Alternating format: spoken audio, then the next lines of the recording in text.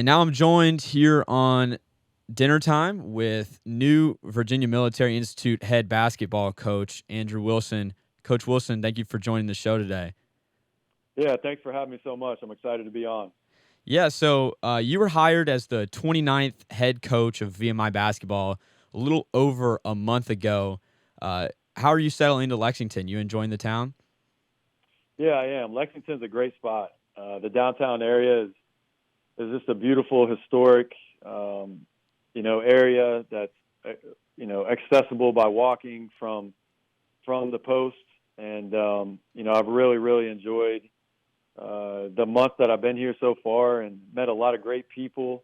And people have really met me and my family with open arms, and so it's been a great situation so far. Yeah, have you found any good restaurant spots yet? There's a lot of good restaurants in Lexington, and we've actually been bringing in several recruits for official visits. And so when you bring recruits and their families you typically take them out to restaurants in town. And so we've had an opportunity to visit a lot of the different spots here in town, and that's kind of been how I've been learning all the different locations here in Lexington so far. Yeah, so being a Division I head basketball coach, that's a very tough job to get. And no matter whether it's VMI or whether it's Duke, there's going to be a lot of applicants throwing their name in the pool when a head coaching job opens. How were you the one that got selected to be the VMI head coach? From your perspective, how'd it go? Yeah, that's a great question. There's only 358 of these jobs in the entire country.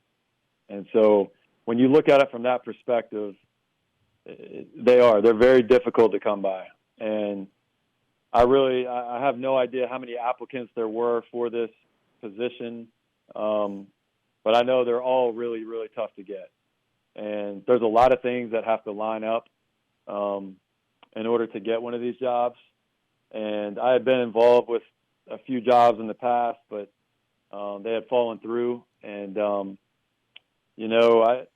it was funny because I was at the Final Four in New Orleans with my wife, and I was talking with her on the day of the semifinal game on that Saturday, telling her that, most assistant coaches never get an opportunity to become a head coach. And, I had been an assistant for 16 years before I got this opportunity. And Monday night, the night of the national championship game, I got a call from VMI saying that they were interested in interviewing me and that they wanted me to come down the next day. And I knew very little about VMI other than they were in the Southern Conference and it was a military institution. I really knew nothing else about it prior to that conversation.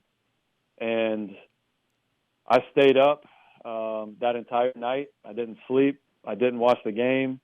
I did a crash course on VMI and learned as much as I possibly could about the institution, about the basketball program. And so I came down to interview with the administration. I felt like it went pretty well, and they invited me back for the second round on Thursday to meet with General Wins, who is the superintendent of VMI. And, I ended up getting the job. And, one thing that I really conveyed to them throughout this process is how excited I was at the potential to lead this program and how badly I wanted this job. And I expressed my vision for the program and where I thought this program could get to. VMI has a really proud tradition in men's basketball. It's been a lot of years since they've cut the nets down and advanced to the NCAA tournament, but I think that's something that we can do here. And so it just, I do know this, that during the process, I was the only candidate involved with no prior military background or no military experience recruiting to a military institution. And so I think in a way that probably helped me. And I had a plan in place with my coaching staff and to surround myself with people who did have experience recruiting to military institutions. And so I think that helped me as well. And, I think that the three mentors that I've worked under during my career as an assistant coach really helped me as well, and having the opportunity to play for Leonard Hamilton and learn under him and coach under Bobby Crimmins at College of Charleston and then work under Mark Byington at Georgia Southern and then at JMU. Three very different contrasting styles, but, two of those guys, Coach Hamilton and Coach Crimmins, are probably going to be in the College Basketball Hall of Fame one day. And Mark is one of the young, up-and-coming, brightest coaches in the country. And so I think the opportunity that I had to work for those three guys to kind of mold me into the coach that I am today, I think really, really helped with this opportunity here at VMI. Yeah, so stepping into the head coach of VMI is no easy task to begin with, but you also stepped in at a time where the four leading scorers from the previous season entered the portal and transferred out. You also had another player that graduated and another player that's currently in the transfer portal right now. Where are you in terms of constructing your roster for next season, and what are you trying to do between now and game one for next season? Yeah, I have 4 scholarships available right now for this time of year with where we are in the recruiting cycle. And so tomorrow is actually the last day that a recruit can sign a national letter of intent to a Division I institution. And so we actually have a young man in on an official visit right now. And, we've had several in since I took the job a month ago. And we're in the mix for the right kids right now. And we just need to get them to say yes at this point. And of course, that's always a challenge. But VMI is a very unique institution, and it's a lot more than just a basketball decision to come to VMI. It's one of the top academic institutions in the entire country. It's a place that's going to instill discipline and every cadet that decides to come here. And so it's a place that stands for a lot more than just the particular sport that you're coming to play. And so that was one of the things that really excited me about this job.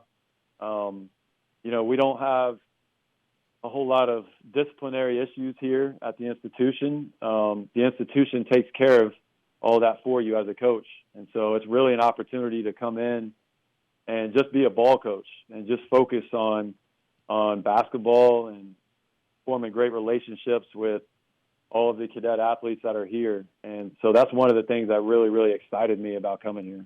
Yeah, so when you first got hired, you said that you wanted to try to focus on the transfer portal, either pulling kids from D2 or other Division I programs. Is it possible for you to do that at VMI, logistically speaking? And if it is, what would that entail for somebody coming into VMI as a transfer?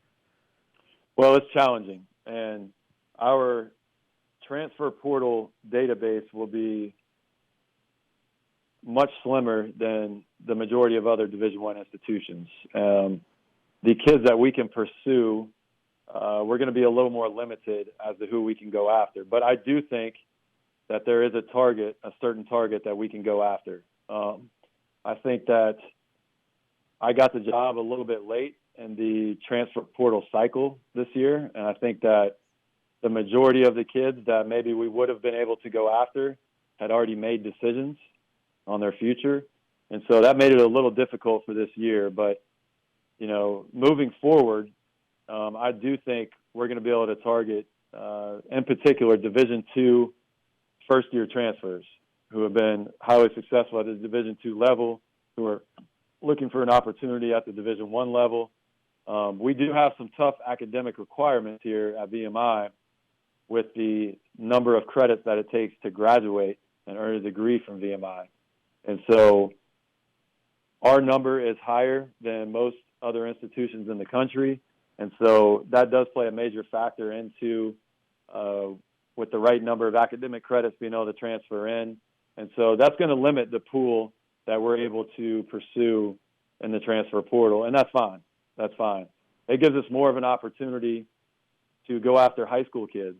And it's amazing right now how many high school kids are being overlooked because of the transfer portal, mainly. and also because of COVID. College coaches couldn't get out for a year and a half to go see any of these high school seniors that are graduating right now. And so I think it's given us an opportunity to really go after a high-level high school student athlete. Yeah, that's kind of what your predecessor, Dan Earl, really relied on, was just kind of finding diamonds in the rough and finding high school players that other coaches have missed. And you made your first signee from Parkview High School. Name is Asher Woods. You went to high school in Georgia from Harrison High School. You then went to Florida State, but then you came back as an assistant coach at Georgia Southern. Is that going to impact how you're going to recruit? Could you see yourself really recruiting down in that Georgia area? Because I know firsthand there's a lot of talent down there that sometimes goes unnoticed. Yeah, I love recruiting the city of Atlanta. Like you said, that's where I grew up. That's kind of in my wheelhouse, so to speak. I've spent 16 years as an assistant coach, and I spent a lot of that time in the Atlanta area recruiting and really just building a lot of good relationships in that city. And when I was at college at Charleston, working for Bobby Crimmins, obviously he was a legendary coach at Georgia Tech for 20 years. And so he wanted somebody on his staff who could get into the Atlanta area and recruit. And we had several of our best players on our roster that were from the city of Atlanta. Obviously spending 7 years at Georgia Southern, we recruited there a lot as well. And so, I think as a coach, you're more prone to go back to an area where you have a lot of connections, where you know a lot of people, where you know the grassroots coaches and you know the high school coaches. And so I'm very comfortable down there recruiting. I have a lot of people that I trust down there.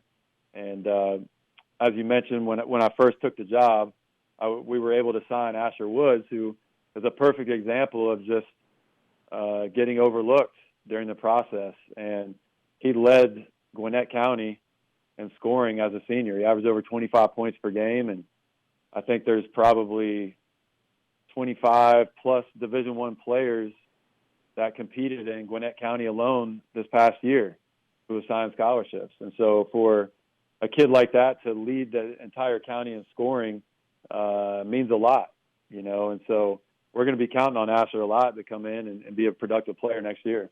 Yeah, so the last two VMI coaches, especially your predecessor, Dan Earl, really just preached on differentiation. How at VMI you have to play differently on the court to win and to win at VMI. Do you buy into that whole differentiation thing? And if so, what are you planning in terms of what you've got up your sleeve? Yeah, I do think you have to play unique. I don't think you can be the same as everybody else. And Coach Earl and his staff did an incredible job. And going back before Coach Earl, Duger Bockham did an incredible job as well here, building this program off really being unique offensively. And we're going to do some unique things offensively as well. I've hired someone on my staff who was I can't make the announcement yet because it's not official, but he was a highly successful Division II coach for over 25 years. His teams led the country in scoring for over 10 of those years at the Division II level, and someone who just has a tremendous amount of experience, has had a tremendous amount of success coaching on that side of the ball. And so I'm really excited to bring him in. And then my eye kind of gravitates more to the defensive end of the floor. And I do think that's where our program has the most opportunity to improve, especially in year one, is on the defensive end of the court. And, playing for Leonard Hamilton and being around him for 4 years, and then the responsibilities that Mark gave me at JMU, that is where my eye gravitates towards more. And so I'm excited about bringing my defensive philosophy, which is going to be a tough, aggressive, half-court, man-to-man defensive style, but also being unique offensively.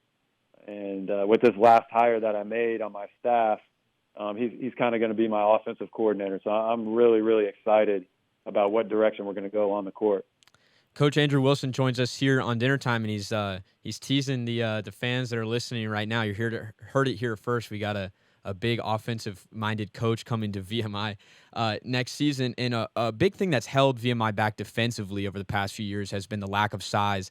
VMI was one of the shortest teams in the country last season, and based off of where the roster stands now, it might be even shorter next year. How do you compensate for that? Well, I think there's different ways to do it.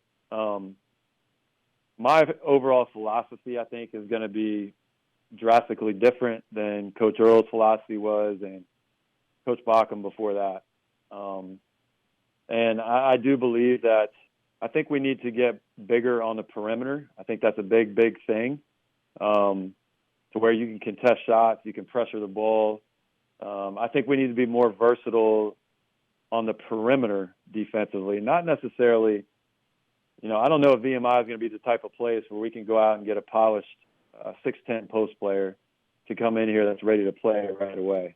Obviously they had a great big man last year who was transferring out to Chattanooga, but I think he developed into that role. Mm-hmm. I don't think he came in, and was the same type of player. Yeah, well, he came in at 6'8" too, so that also helped that he grew 3 or 4 inches through his college career.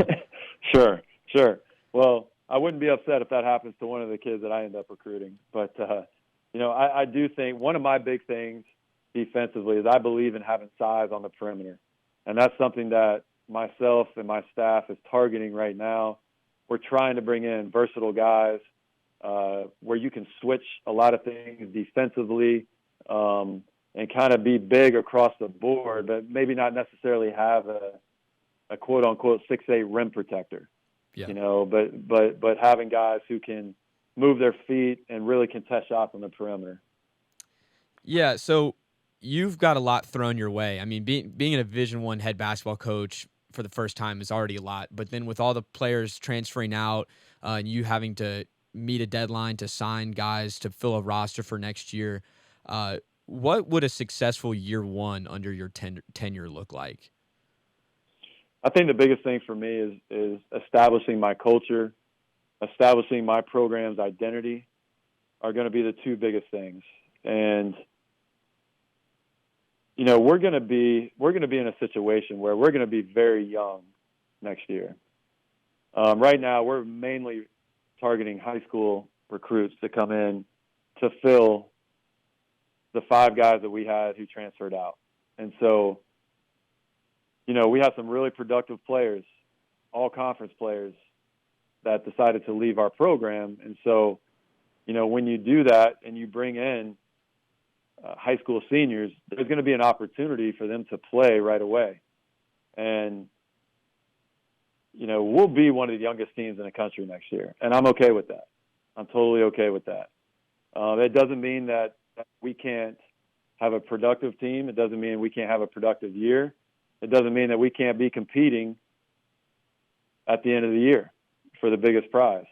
But there might be some growing pains along the way, and I'm okay with that.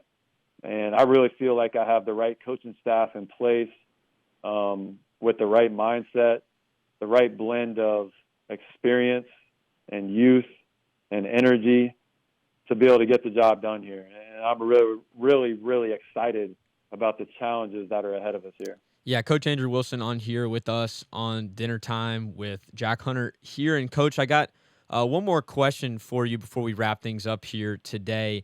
So I want to go back to your background a little bit. So before you went to Florida State, you played for the Georgia Stars AAU program that has produced countless amount of NBA players. And then you went to Florida State under Coach Leonard Hamilton. Who were some of your teammates back in AAU or college that are kind of most well known to NBA fans around the country? Yeah, that's a great question. In the summer of 1999, like you mentioned, I played for the Nike-sponsored Georgia Stars. And we had a kid on our team at the time who was committed to the Florida Gators as a sophomore. He was a 6'10" post player from Brunswick, Georgia. Nobody knew who he was. And he ended up becoming the first high school player to to be drafted number 1 overall in the NBA, and his name was Kwame Brown. Wow. Excuse me. And, so, needless to say, we had every NBA scout, and there wasn't a ton of college coaches following us just because he had committed so early in the process, but at least following us to recruit him. And so I remember Billy Donovan following him around to every tournament, every hotel we went to. Somebody from the staff at University of Florida would be there. But, he ended up, obviously, Michael Jordan drafted him as the number 1 pick with the Washington Wizards. And so that was a unique experience, just being a teammate of his and seeing everything that kind of went into that. I played with a guy named Marvin Lewis, who went on to become the starting wing at Georgia Tech, led them to the national championship game in 2004. Played with a guy named Gerald Riley, another great wing player who went to Georgetown and was an all-conference guy in the Big East. So had some great teammates as I was coming up with that program. And I still think back to those days a lot. As a matter of fact, the program director at the time of the Georgia Stars is still running the program.